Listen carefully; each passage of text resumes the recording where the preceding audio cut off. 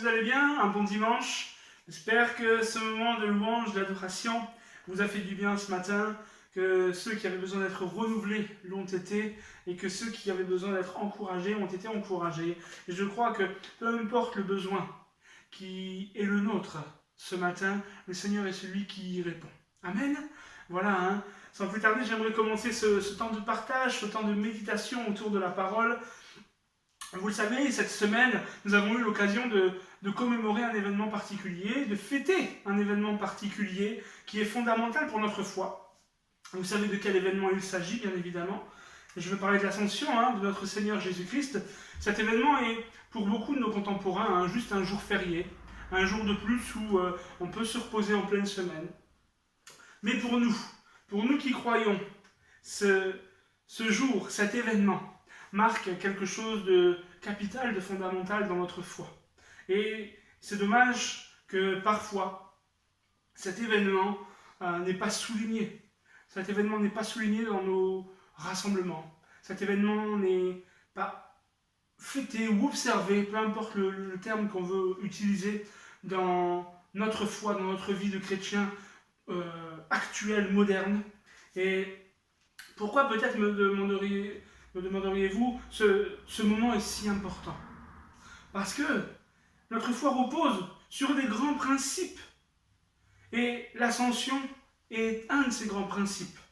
Notre foi repose sur la mort rédemptrice et expiatoire de Christ à la croix, sur sa résurrection, parce que comme Paul le dit, si Christ n'est pas ressuscité, notre foi est vaine. Et de la même manière, cela fait partie d'un des principes, d'un des fondements de notre foi. Christ est assis maintenant à la droite de la majesté divine. Christ est élevé en gloire, en dignité. Christ est élevé en majesté. Il a retrouvé la place qui était la sienne autrefois, avant qu'il ne s'abaisse parmi les hommes, pour se faire l'égal de la créature de Dieu, de l'homme, de l'humanité misérable dans son péché. Christ s'est abaissé jusqu'à nous, afin de nous conduire vers la vie. Christ s'est abaissé pour nous conduire vers la rédemption. Et maintenant, Christ est élevé. Christ est élevé. Amen. L'ascension, quelques généralités de ce fait, quelques généralités de cet événement capital, historique, dans notre foi.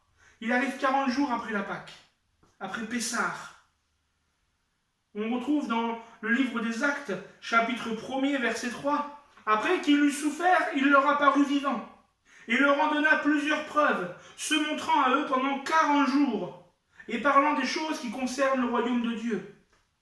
Le Seigneur, après sa résurrection, va être 40 jours au contact des disciples, au contact de ses proches, pour certains, comme on le retrouve avec Thomas, chasser le doute, guérir leur cœur de toute racine de doute, d'incrédulité, de la peur.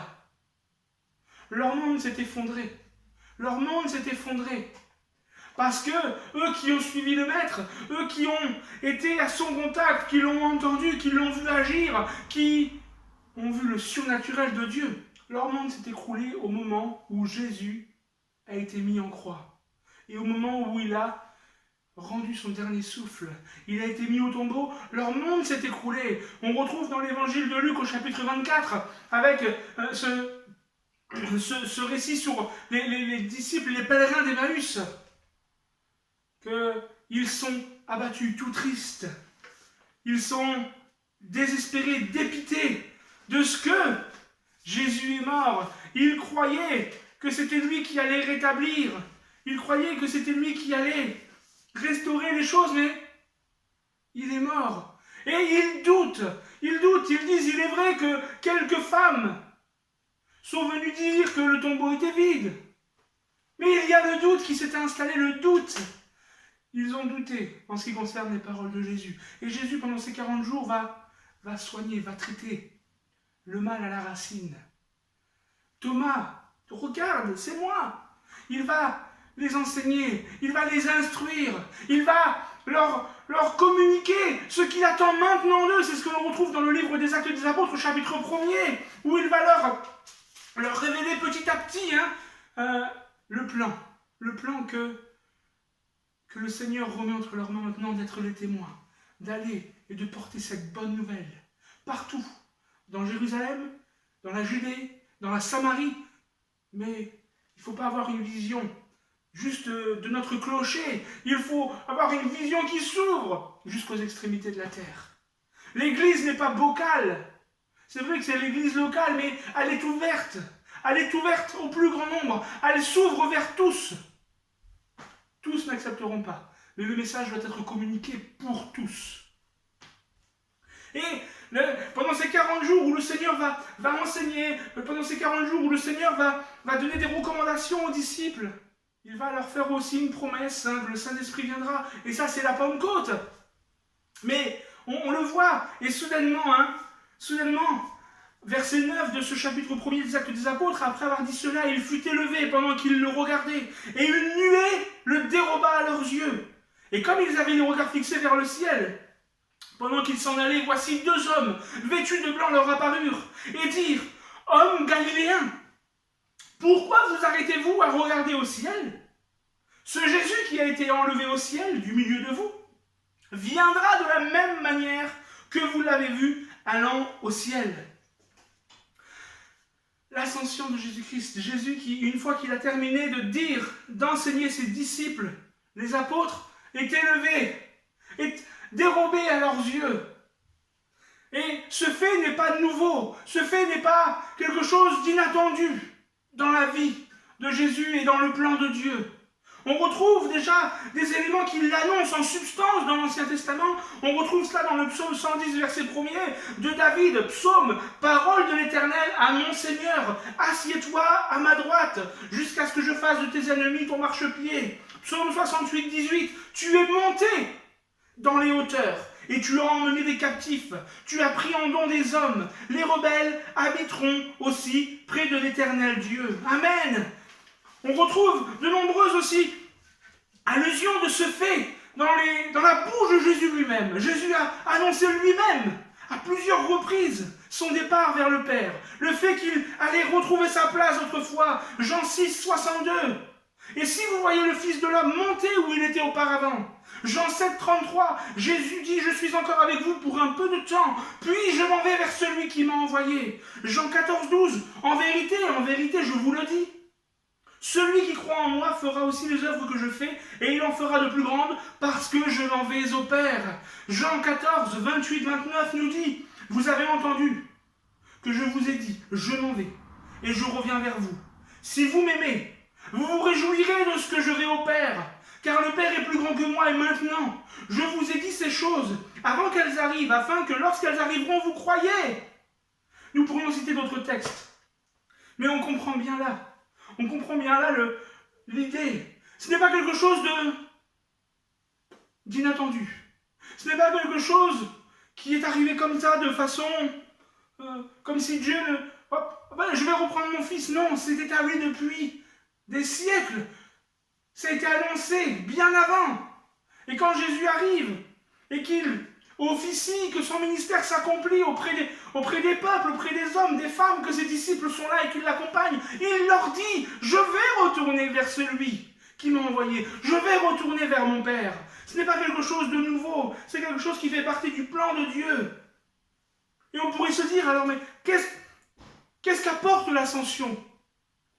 Qu'est-ce qu'apporte l'ascension concrètement? L'ascension, c'est une confirmation de l'accomplissement de l'œuvre de Christ.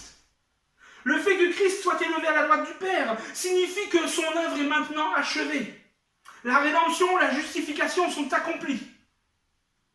Il a accompli cette œuvre, comme nous l'avons évoqué tout à l'heure déjà, dans le cœur de ses disciples qui étaient pris par le doute, par l'incrédulité. Il a guéri leur cœur de l'incrédulité. Il a arraché les racines de doute. Il les a remis en route. Et son œuvre est maintenant accomplie, et Jésus monte vers le Père. Jésus à la croix s'est écrié, tout est accompli. C'est vrai, et à la croix il a accompli tout. Tout en ce qui concerne notre pardon. Il a accompli tout en ce qui concerne notre accès dans la gloire. Son élévation confirme que le plan de Dieu est accompli et que Christ peut maintenant retrouver la place qui était la sienne auparavant. Par l'élévation, par l'ascension, Nous avons la confirmation. L'ascension, c'est une confirmation du Père vis-à-vis du Fils, public, que l'œuvre qu'il a accomplie est acceptée du Père. Dieu a approuvé l'œuvre de Jésus sur terre, en lui donnant la gloire qui lui revient. Jean chapitre 17, versets 1 à 5 nous dit, « Après avoir ainsi parlé, Jésus leva les yeux au ciel et dit, « Père, l'heure est venue, glorifie ton Fils, afin que ton Fils te glorifie, selon que tu lui as donné pouvoir sur toute chair, afin qu'il accorde la vie éternelle à tous ceux que tu lui as donnés. Or, la vie éternelle, c'est qu'ils te connaissent, toi, le seul vrai Dieu, et celui que tu as envoyé, Jésus-Christ. Je t'ai glorifié sur terre, j'ai achevé l'œuvre que tu m'as donné de faire. Et maintenant, toi, Père, glorifie-moi auprès de toi, de la gloire que j'avais auprès de toi, avant que le monde fût. » L'ascension, l'élévation de Jésus, c'est le Père qui confirme aux yeux de tous qu'il a accompli l'œuvre que le Père l'avait envoyé faire sur terre. Christ nous a réconciliés avec Dieu. Paul dit aux Corinthiens que Dieu était en Christ, réconciliant le monde avec lui-même. Christ a accompli cette œuvre de réconciliation. Et maintenant qu'il a dit Tétélestai, tout est accompli, tout est arrivé à son terme. J'ai achevé. C'est vrai qu'après la croix, il dit ça à la croix, il est mis au tombeau, 3 jours après il est ressuscité, et il passe ces 40 jours, mais ces 40 jours sont indispensables pour faire l'œuvre que nous avons soulignée, de travailler le cœur des disciples, de restaurer Pierre, lui qui l'a renié. C'est dans ce temps, c'est dans ce laps de 40 jours, que le Seigneur va le rétablir à son poste, que le Seigneur va lui confier la charge du troupeau. C'est pendant ce temps que le Seigneur va lui dire, paie mes brebis. Ce temps était nécessaire, et maintenant que ce temps est arrivé à son terme, Jésus est élevé parce que tout est accompli et tout est confirmé par le Père. Ce que le Père avait remis entre les mains du Fils, il l'a amené à son terme. Il n'y a plus rien à accomplir parce que Christ a tout accompli pour nous. Nous n'avons qu'à rentrer par la foi dans tout ce qu'il a accompli. Et le Père est élevé pour confirmer aux yeux de tous que tout est fait. Tout est accompli, tout est amené à son terme. Maintenant, le Fils retrouve sa place, sa position d'autrefois. Jésus n'a pas disparu comme ça, subitement avec la mort. Les disciples, les pèlerins d'Emmaüs, ont eu du mal à croire à ce fait de la résurrection. Et Jésus n'a pas disparu comme ça. Il a accompli tout ce qu'il devait accomplir. Et maintenant, il est élevé. Il est élevé d'une façon miraculeuse, d'une façon surprenante. Il a été dérobé à leurs yeux et les anges sont venus confirmer ces hommes de blanc vêtus. 2 hommes vêtus de blanc leur apparurent et leur dirent, mais hommes galiléens, pourquoi regardez-vous au ciel? Les anges sont venus confirmer que Jésus a été élevé. L'ascension était nécessaire pour Jésus. Car en l'élevant, en lui rendant la place qui était la sienne, dans la gloire, le Père lui a remis toute autorité. Il lui a donné tout pouvoir. Il est maintenant souverainement élevé, en gloire, en majesté. Philippiens 2, 4, 11, Paul dit aux Philippiens que chacun de vous, au lieu de considérer ses propres intérêts, considère aussi ceux des autres. Ayez en vous les sentiments qui était en Jésus-Christ, lequel, existant en forme de Dieu, n'a point regardé comme une proie arrachée d'être égal avec Dieu, mais il s'est dépouillé lui-même, en prenant une forme de serviteur, en devenant semblable aux hommes, et ayant paru comme un simple homme, il s'est humilié lui-même, se rendant obéissant jusqu'à la mort, même jusqu'à la mort de la croix. C'est pourquoi aussi Dieu l'a souverainement élevé et il lui a donné le nom qui est au-dessus de tout nom, afin qu'au nom de Jésus, tout genou fléchisse dans les cieux, sur la terre et sous la terre, et que toute langue confesse que Jésus-Christ est Seigneur, à la gloire de Dieu le Père. Amen. Nous pourrions lire aussi dans, je le prends, Éphésiens chapitre 1er. Nous l'avons lu vendredi ce texte, mais dans d'autres circonstances, à partir du verset 19. Et qu'elle est envers nous, qui croyons l'infinie grandeur de sa puissance, se manifestant avec efficacité par la vertu de sa force. Il l'a déployée en Christ, en le ressuscitant des morts, et en le faisant asseoir à sa droite dans les lieux célestes, au-dessus de toute domination, de toute autorité, de toute puissance, de toute dignité, et de tout nom qui se peut nommer non seulement dans le siècle présent, mais encore dans le siècle à venir. Il a tout mis sous ses pieds, et il l'a donné pour chef suprême. Il a établi Christ pour chef suprême de l'Église. L'Église qui est son corps, la plénitude de celui qui remplit tout en tous. Amen. Jésus est élevé à la gloire, à la droite du Père. Dans l'évangile de Matthieu, chapitre 28, verset 18, il est dit: Jésus s'étant approché leur parla ainsi: tout pouvoir m'a été donné dans le ciel et sur la terre. Il est monté, le Seigneur est monté en gloire, il a été élevé. Il y a l'ascension pour qu'il puisse recevoir l'autorité, la puissance, la gloire, afin de régner, afin d'être le maître, d'être le chef de son Église, pour en prendre soin, pour veiller sur elle. L'ascension était nécessaire. L'ascension était nécessaire pour Jésus, parce que cette œuvre confirme pour Jésus que ce que le Père lui avait confié, il l'a accompli. L'ascension était utile pour nous, parce qu'elle confirme à nos yeux, aux yeux de tous, que le Christ a accompli tout ce que le Père lui avait demandé. L'ascension était nécessaire parce qu'en étant élevé et en étant maintenant à sa place, celle qu'il avait autrefois, avant de devenir homme parmi les hommes, il a récupéré cette place et il règne avec majesté. Il règne avec autorité, puissance. Il est souverain.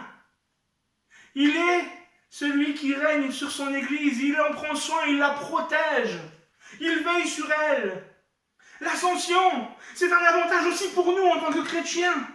Parce que c'est de ce fait de l'ascension, que le Saint-Esprit peut être répandu sur toute chair.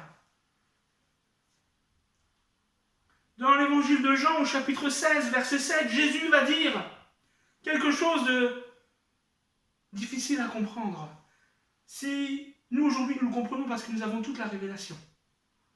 Nous avons toute la révélation et nous avons cette relation avec le Saint-Esprit. Mais il leur dit dans l'évangile de Jean, chapitre 16, verset 7, « Cependant, je vous le dis en vérité, il vous est avantageux que je m'en aille, car si je ne m'en vais pas, le Consolateur, il est question du Paraclétos, du Paraclète, le Saint-Esprit, il ne pourra pas venir vers vous, mais si je m'en vais, je vous l'enverrai. Il vous est avantageux. » Il paraît difficile de comprendre cette parole dans la bouche de Jésus. Si nous nous mettons à la place d'un des disciples, nous sommes là avec lui, nous sommes là avec le Seigneur, avec le Maître, et nous l'entendons maintenant qu'il dit « Il vous est avantageux que je m'en aille, que je vous laisse. » Le coup de massue. Le coup de massue. Comment tu peux dire cela, Seigneur? On a tout quitté, on a tout abandonné, on s'est mis en marche, on t'a suivi, on est allé à l'encontre des religieux, on est allé à l'encontre de tout ce que le système religieux a voulu établir, parce que nous croyons que ce que tu dis, c'est la vérité. Et là, tu nous dis qu'il est avantageux que tu partes, que tu nous laisses seuls. Leur monde s'écroule. Leur monde s'écroule. Et à ce moment-là, oui, leur monde s'écroule. Et le Seigneur, dans l'évangile de Jean, dans ce chapitre 16, va leur dire, juste avant, verset 6, « Parce que je vous ai dit ces choses, la tristesse a rempli vos cœurs. » Et dans ce verset, dans ce chapitre, il leur dit beaucoup de choses. Il leur dit beaucoup de choses, et la tristesse remplit leur cœur. Et il leur dit, alors qu'ils constatent qu'ils sont tristes, alors qu'ils constatent qu'ils sont affectés, il leur dit, mais je vous le dis, il est avantageux pour vous que je m'en aille. Quelle incompréhension! Mais aujourd'hui, nous qui avons la parole de Dieu, et c'est pour ça qu'il est bon pour nous de lire la parole. Parce que nous comprenons les choses. Si le Seigneur n'était pas parti, si le Seigneur n'était pas remonté, il n'aurait pas reçu du Père l'Esprit pour le déverser sur l'Église. Il n'aurait pas reçu du Père l'autorité de répandre l'Esprit sur toute chair. Parce que lorsque nous parlons du Saint-Esprit, c'est l'Esprit de Dieu, mais c'est l'Esprit de Christ. Et tant que le Seigneur était présent, bien que lors de sa résurrection, il ait été ressuscité avec un corps glorifié, il était toujours, malgré cela, parmi les hommes, au milieu d'eux, à un seul endroit à la fois. Il ne pouvait être qu'avec un groupe de personnes. Il vous est avantageux que je m'en aille. Parce que le Saint-Esprit ne pourra pas venir, le Consolateur ne pourra pas venir. Et d'ailleurs, Jésus va parler en premier lieu de Consolateur. Parce qu'il l'a souligné, verset 6 de ce chapitre 16 de l'évangile de Jean, excusez-moi. La tristesse a rempli vos cœurs. Vous êtes triste, mais je vais m'en aller, mais vous n'allez pas rester comme cela, vous n'allez pas rester seul, ne vous inquiétez pas. Comprenez ce que je suis en train de vous dire et nous avons besoin de comprendre ce que le Seigneur nous dit. Nous ne sommes jamais seuls, même dans les pires moments, nous ne sommes jamais seuls parce qu'il a envoyé son esprit pour nous consoler. Et on peut être triste pour beaucoup de choses dans la vie. C'est un avantage pour nous que Christ soit monté. C'est vrai que, combien j'aimerais, combien j'aurais aimé pouvoir partager quelques minutes, comme les disciples ont pu le faire, au pied du Seigneur, le suivre sur un chemin, le suivre entre deux interventions, le suivre entre deux discours. Qu'est-ce que j'aurais aimé être à leur place? Mais il est avantageux pour nous, parce que, alors qu'il était présent en chair, sur terre, il ne pouvait être qu'à un endroit à la fois. Alors que maintenant qu'il est élevé, il a reçu l'autorité du Père de répandre l'Esprit. Et cet Esprit, c'est son Esprit qui est avec nous tous les jours. Tous les jours. Son Esprit nous soutient, son Esprit nous accompagne, son Esprit nous remplit. Et son Esprit, c'est sa pensée. Son Esprit, c'est son cœur. Son Esprit, c'est son caractère. Son Esprit, c'est sa sagesse. Son Esprit, c'est son amour. Son Esprit, c'est la compréhension de la révélation. Et son Esprit, c'est celui qui nous console quand nous sommes dans l'affliction. Ils avaient besoin de cette parole. Le Consolateur viendra.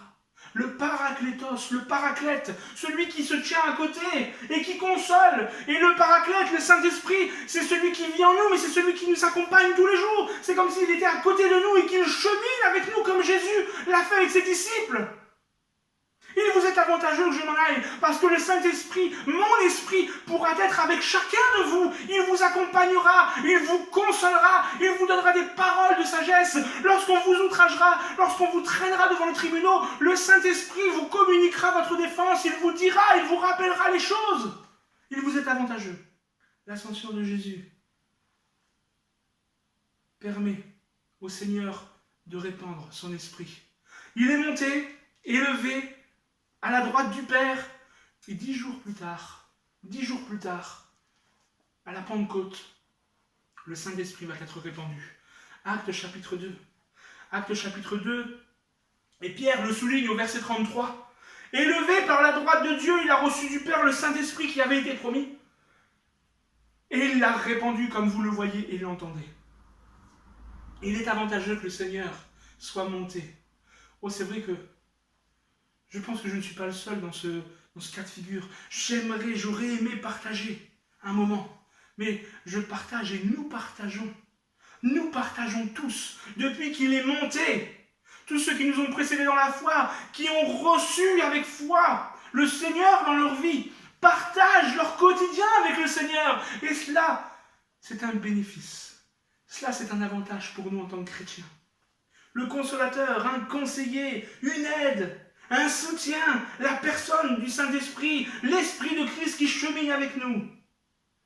L'ascension de Jésus, c'est aussi, il est monté pour recevoir l'autorité, pour régner avec puissance, pour établir la domination sur les principautés, sur les dominations spirituelles, pour répandre son esprit.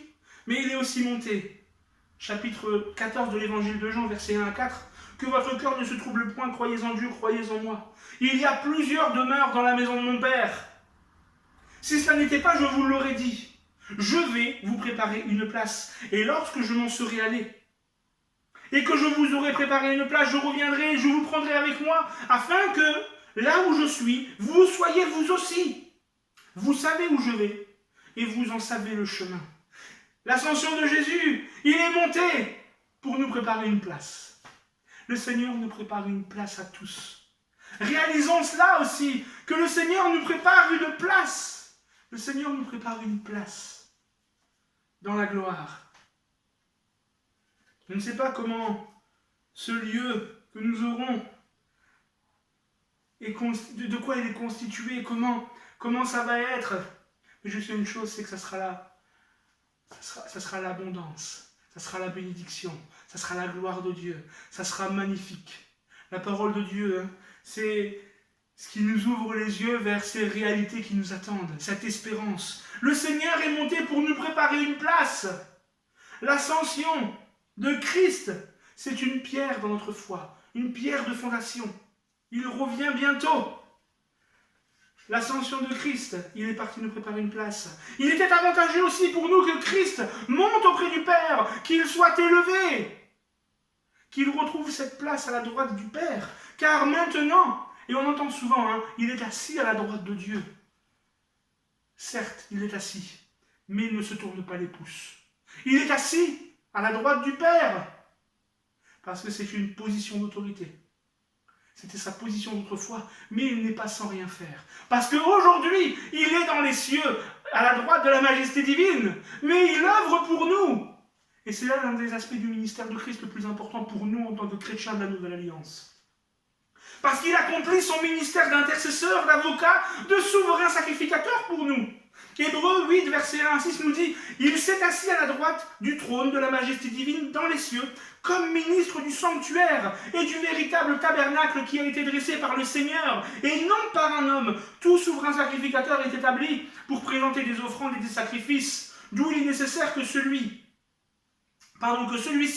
est aussi quelque chose à présenter. S'il était sur la terre, il ne serait même pas sacrificateur, puisque là sont ceux qui présentent les offrandes selon la loi, lesquels célèbrent un culte, image et ombre des choses célestes, selon que Moïse en fut divinement averti lorsqu'il allait construire le tabernacle. Et soin lui fut-il dit de faire tout d'après le modèle qui t'a été montré sur la montagne. Mais maintenant, il est question de Christ, il a obtenu un ministère d'autant supérieur qu'il est le médiateur d'une alliance plus excellente, qui a été établi sur de meilleures promesses. Christ est notre souverain sacrificateur. Il officie dans le tabernacle céleste, le tabernacle fait par Dieu lui-même, non pas fait par les hommes, mais par Dieu.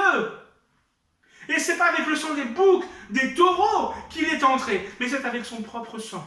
C'est son sang qu'il a répandu sur le propitiatoire, sur le couvercle de l'arche de l'Alliance. Et c'est son sang qui couvre nos manquements. C'est son sang qui couvre la multitude des péchés. Et ce sang a été répandu une fois pour toutes. Nul besoin d'y revenir. Christ officie pour nous en tant que souverain sacrificateur. Et qu'est-ce que cela signifie? C'est qu'il intercède. Il intercède pour nous. Il intercède parce que Christ nous connaît. Christ nous connaît. Il connaît nos faiblesses. Il connaît nos difficultés. Il connaît nos manquements. Il intercède, et c'est un médiateur, un avocat pour nous auprès du Père. Romains chapitre 8, verset 33-34 dit « Qui accusera les élus de Dieu? C'est Dieu qui justifie. Qui les condamnera? Christ est mort, bien plus, il est ressuscité.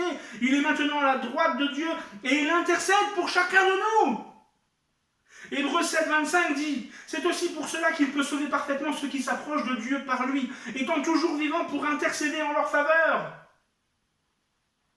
Nous avons déjà évoqué cette vérité, qu'il arrive parfois que le diable nous accuse, qu'il arrive aussi que, à cause de nos manquements, à cause de nos péchés, nous nous sentons indignes, mais si nous sommes repentants avec un cœur sincère, Dieu nous pardonne, mais des fois le diable va appuyer. Des fois le diable va appuyer, tu te crois vraiment chrétien? Tu te rends compte toutes ces années où, en un clin d'œil, la tentation vient, la difficulté arrive, tu doutes, tu chutes. Est-ce que tu crois vraiment que Dieu peut te pardonner? Est-ce que tu crois vraiment que Dieu peut t'aimer alors que nous avons un avocat auprès du Père qui intercède pour nous? Approchons-nous donc avec assurance du trône de la grâce afin d'obtenir miséricorde et de trouver grâce pour être secourus dans nos besoins. Car nous avons, dans le chapitre 4 de l'Épître aux Hébreux, verset 15, nous n'avons pas un souverain sacrificateur qui ne puisse compatir à nos faiblesses, au contraire.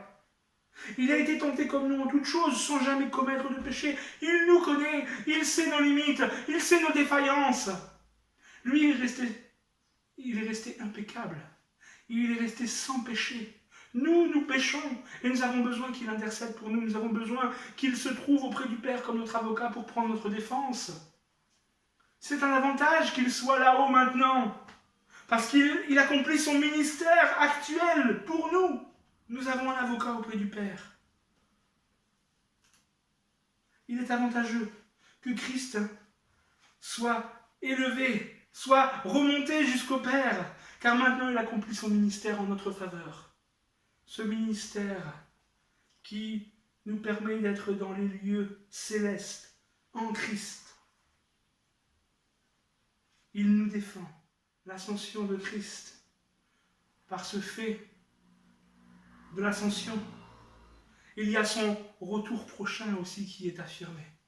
Parce que pour que nous croyions dans le retour de Christ, il fallait au préalable qu'il soit remonté pour pouvoir revenir. Et c'est là notre foi. Nous croyons, et je l'espère. Je l'espère que c'est là votre attente, votre espérance au plus profond de votre cœur. Jésus revient bientôt pour nous chercher. Et pour pouvoir revenir nous chercher, il fallait d'abord qu'il remonte. Il fallait qu'il remonte.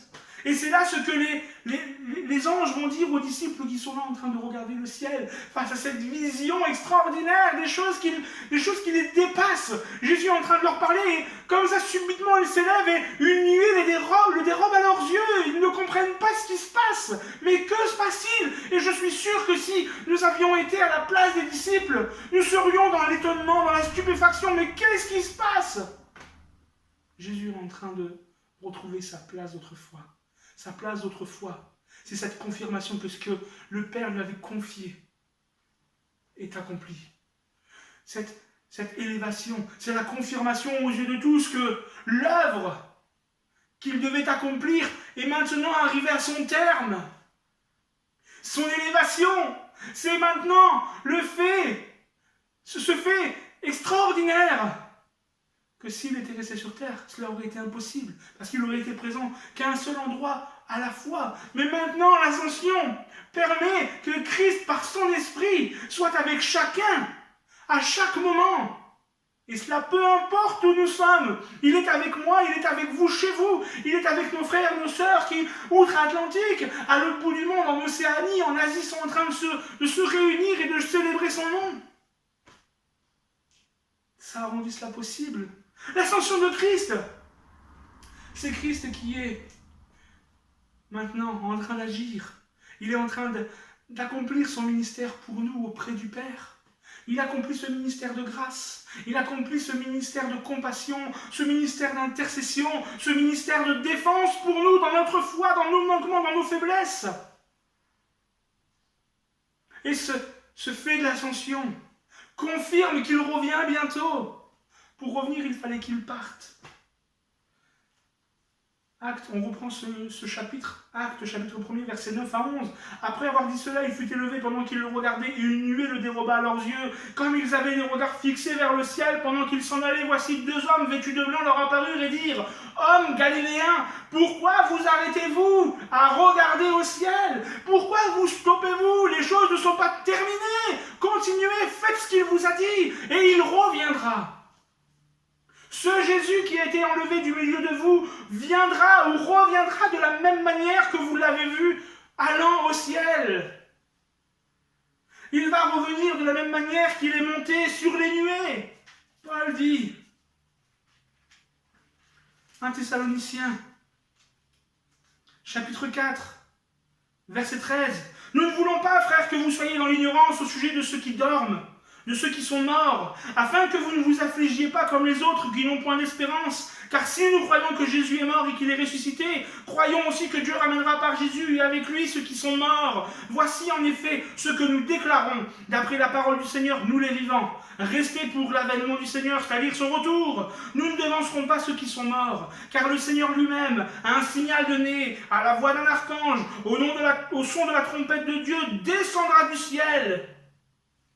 Et les morts en Christ ressusciteront premièrement. Ensuite, nous les vivants qui serons restés, nous serons tous ensemble enlevés avec eux sur des nuées à la rencontre du Seigneur dans les airs. Et ainsi nous serons toujours avec le Seigneur. Consolez-vous les uns les autres par ces paroles. Le Seigneur revient bientôt. Ça, c'est une vérité que nous ne devons jamais oublier. C'est un des piliers de notre foi. Le Seigneur revient bientôt. Il revient chercher les siens. Et pendant ce temps qu'il nous reste, propageons cette bonne nouvelle. Propageons la bonne nouvelle du royaume de Dieu. Le royaume de Dieu s'est avancé. Jésus est venu le révéler. Jésus est venu nous révéler comment être réconcilié, comment être pardonné, comment être rempli de cette espérance de gloire, comment être réconcilié avec le Père. Comment le Seigneur est venu pour nous annoncer tout cela. Et il revient bientôt. Mais pendant ce temps qu'il nous reste, mettons-nous à l'œuvre. Mettons-nous à l'œuvre. Et c'est là ce qu'il leur avait communiqué avant d'être élevés. Vous serez mes témoins.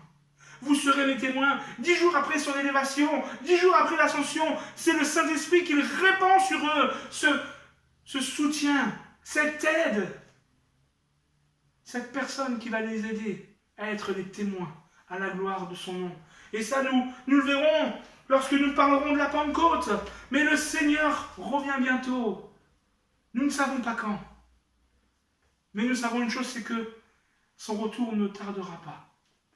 Son retour ne tardera pas. Les éléments que nous vivons actuellement confirment la parole de Dieu, les éléments que le Seigneur a lui-même soulignés. Dans les derniers temps, il y aura tout un tas d'événements dramatiques. Il y aura tout un tas de choses qui se passeront et qui mettront la terre sans dessus-dessous, sans savoir quoi faire. Le Seigneur revient bientôt, mais nous avons cette parole de bonne nouvelle, cette victoire de Christ sur la mort, de Christ sur le péché à communiquer, à répandre autour de nous.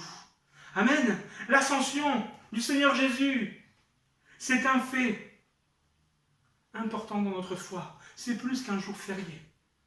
C'est quelque chose d'extraordinaire, parce que ça ouvre une dimension dans notre vie spirituelle bien plus grande que si le Seigneur n'était pas remonté. Parce qu'il aurait été présent qu'à un seul endroit, avec un groupe de personnes données au moment donné. Alors que maintenant, il est avec chacun de nous. Et il revient bientôt, quand il aura terminé de nous préparer la place qui est la nôtre. Amen. Voilà l'ascension du Seigneur. Il y aurait sans doute d'autres éléments à aborder. Mais c'était ces éléments que je voulais partager avec vous ce matin. Que le Seigneur nous aide, que le Seigneur nous aide, qu'il répande sur nous son esprit avec abondance. Que nous puissions être enflammés à nouveau. Amen. Pour la gloire de son nom. On prie ensemble, nous te bénissons Seigneur pour ces temps. Que la gloire, l'honneur, la louange te reviennent. Parce que c'est vrai qu'au travers de l'ascension, tu as confirmé que ton Fils, notre Seigneur, notre Sauveur, notre Maître, avait accompli avec fidélité et obéissance tout ce que tu lui avais confié. Tu l'as confirmé auprès de lui, en lui rendant la gloire qui était la sienne autrefois. Tu l'as confirmé pour nous faire comprendre qu'il n'y a plus rien à ajouter, tout est accompli. Tu l'as élevé pour le restaurer, c'est vrai, à sa place, mais aussi pour lui donner l'autorité, le pouvoir, la domination, la souveraineté. Et il a répandu son esprit avec abondance. Nous en sommes témoins, nous le vivons. Que nous puissions vivre à nouveau, un déversement de toute cette plénitude de ton esprit sur nos vies, Seigneur. Je te prie de nous aider, Seigneur, oui, à propager autour de nous cette vérité que tu reviens bientôt, parce que c'est là aussi ce fait que l'ascension souligne et souligne avec beaucoup de ferveur. Tu reviens bientôt. Tu es parti, mais tu reviens bientôt chercher les tiens. Seigneur, pendant ce temps qu'il nous reste, donne-nous de ne pas chômer. Donne-nous de ne pas rester sans rien faire, mais donne-nous de propager cette bonne nouvelle autour de nous. Que ton nom soit béni, Père, dans le nom de Jésus. Amen. Voilà, mes frères et sœurs, que le nom de notre Seigneur soit béni. Que le Seigneur vous bénisse, qu'il vous accorde sa grâce.